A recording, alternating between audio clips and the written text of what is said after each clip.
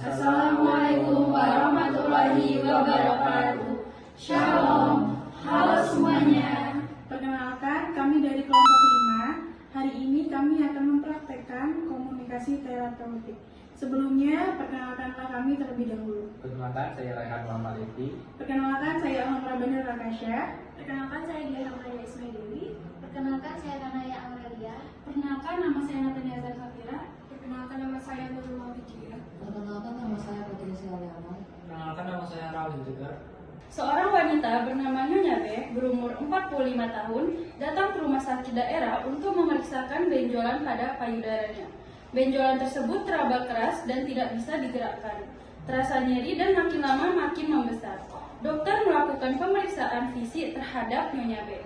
Selanjutnya, dokter memberikan lembaran surat pemeriksaan penunjang pada Nyonya B untuk melakukan pemeriksaan darah dan biopsi di laboratorium rumah sakit. 2 hari berikutnya, Nyonya B kembali untuk mengambil hasil pemeriksaan dan kembali menemui dokter untuk berkonsultasi ulang hasil pemeriksaan.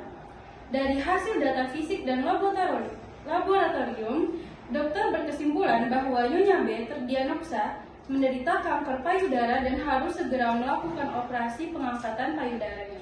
Pada suatu hari, seorang pasien datang ke rumah sakit dengan keluhan benjolan pada payudaranya. Dokter menyapa pasien dengan ramah untuk menciptakan suasana yang nyaman. Selamat pagi Ibu, bisa diberitahu nama dan usianya? Pagi dok, nama saya Ibu Berlin, usia 45 tahun. Apa yang bisa saya bantu Bu? Akhir ini saya merasa ada benjolan yang teraba keras pada dada saya dan semakin lama semakin nyeri dan membesar. Saya mengerti dokter Ibu, memang sangat penting untuk memeriksanya secara langsung. Apakah itu terdengar baik bagi Ibu? Ya dok, saya ingin tahu lebih jelas. Saya sudah selesai dengan pemeriksaan fisik. Benjolan ini perlu kita evaluasi untuk lebih lanjut. Selanjutnya, saya akan memberikan Anda lembaran untuk pemeriksaan darah dan biopsi di laboratorium. Ini sangat penting untuk memastikan diagnosis yang tepat. Apa itu biopsi dok? Biopsi adalah prosedur untuk mengambil sedikit jaringan dari benjolan ini untuk diperiksakan ke laboratorium. Hasilnya nanti akan membantu kita untuk menentukan apakah benjolan ini bersifat jinak atau ganas. Dok, apa yang harus saya lakukan selanjutnya? Silakan lakukan pemeriksaan itu di laboratorium rumah sakit. Setelah hasilnya keluar, kita akan membahas langkah selanjutnya. Saya akan memberikan Anda surat lembaran ini untuk dibawa. Baik, terima kasih dok, saya akan segera melakukannya.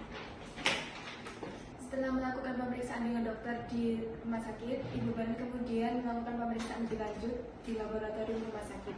Sesampainya di laboratorium rumah sakit, Ibu Bani pergi menuju tempat pendaftaran laboratorium. Selamat pagi Bu, ada yang bisa saya bantu? Selamat pagi, tadi saya baru selesai menemui dokter. Beliau menyarankan saya untuk melakukan cek darah dan juga biopsi. Berikut surat panggilan dari dokter. Baik Ibu, mohon ditunggu sebentar ya, boleh saya tahu nama dan usia Ibu? Nama saya Berlin Sanjaya, usia saya 45 tahun. Selanjutnya Ibu bisa mengisi formulir ini, kemudian tunggu sebentar sampai petugas lab memanggil Ibu ya.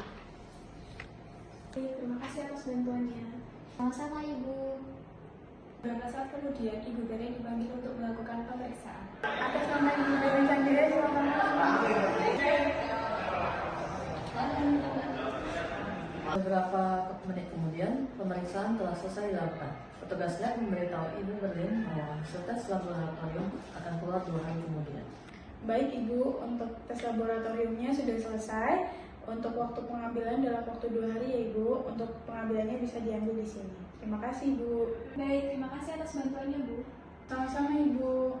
2 hari kemudian, Ibu Berlin datang kembali ke rumah sakit untuk mengambil hasil pemeriksaan dan bertemu dokter untuk konsultasi ulang. Selamat pagi dok, saya datang untuk mengetahui hasil pemeriksaan kemarin. Selamat pagi Ibu, kenali atas nama Ibu Berlin Sanjaya dan berusia 45 tahun. Iya, benar dok. Ibu Berlin, terima kasih kembali. Mari kita lihat hasilnya bersama-sama. Melakukan pemeriksaan laboratorium dan pemeriksaan fisik, kami menemukan bahwa benjolan ini terdiagnosa sebagai kanker payudara. Oh begitu ya dok, itu adalah berita yang sangat menyedihkan. Saya mengerti ini sangat berat bagi Ibu. Kami akan memberikan opsi pengobatan agar Ibu bisa sehat kembali seperti sedia kala. Dalam hal ini, pengangkatan payudara adalah langkah yang perlu dilakukan untuk mengatasi kanker ini. Apakah saya perlu melakukan hal lain setelah operasi dok? Setelah operasi, Ibu mungkin perlu menjalani terapi tambahan, seperti kemoterapi atau radiasi, tergantung pada hasil lebih lanjut. Kami akan mendukung Ibu di setiap langkah dan menjelaskan semua opsi yang ada. Terima kasih dok, saya merasa lebih tenang bisa bicara dengan Anda. Sama-sama Ibu Berlin, kami di sini untuk membantu Anda. Apakah ada pertanyaan lain yang ingin Ibu tanyakan? Kalau boleh saya tahu, kira-kira berapa persen keberhasilan operasi saya nanti? Menurut perkiraan saya, tingkat keberhasilannya bisa 50-70%. Namun, Ibu tidak perlu terlalu khawatir. Operasi yang nantinya akan dilakukan pada Ibu nanti akan dilaksanakan sesuai prosedur yang ada dan juga dilakukan oleh dokter yang sudah berpengalaman. Selain itu, Ibu juga harus percaya bahwa Tuhan Maha Baik. Tuhan akan memberikan yang terbaik untuk hamba.